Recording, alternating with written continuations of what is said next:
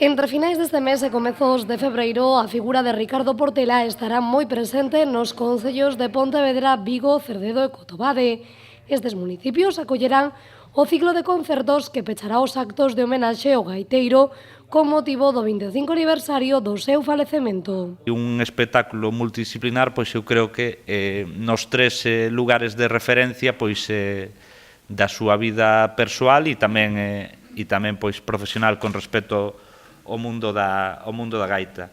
En este caso, pois Vigo, Pontevedra e Cotobade, ou Cerdedo Cotobade, como hai que dicir agora, pois eu creo que son tres lugares de referencia e eu creo que artellar pois para cada unha destas localizacións pois este espectáculo de Óscar Ibáñez pois con todos estes acompañantes pois vai a servir un pouco pois para poñer o colofón pois digamos a esta conmemoración.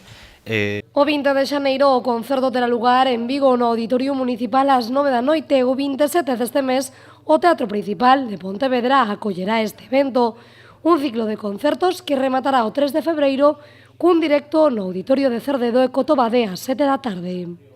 Eu creo que hai que decir que convidar a todo o mundo, convidar a todas as persoas que se acheguen nos determinados concellos, tanto en Vigo como en Pontevedra, como en Cerdedo Cotobade, a desfrutar desta gala que creo que vai a ter, bueno, pois os estándares que tanto Óscar Ibáñez como o que o repertorio de Ricardo Portela nos ten acostumados. Por lo tanto, nos encantadas de participar, de colaborar e de apuntalar este tipo de proxectos. Sabemos que son moi necesarios.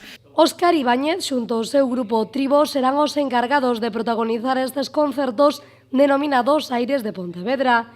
Ibáñez di que estes concertos serán aptos e aconsellables para todos os públicos. Diseñamos un espectáculo moderno, actual, con un fin tamén universalizador, de difusión para toda a xente, non só para especialistas, que penso que tamén é importante trasladar a súa figura e a súa música a todo o público, aqueles que o conocen e aos que o poden conocer polas nosas accións e poden conocer polo menos a súa música transformada, actualizada, levada tamén ao noso momento. Estes concertos contarán con moitos convidados especiais como Begoña Riobo, Anxos Pintos ou Xosé Liz.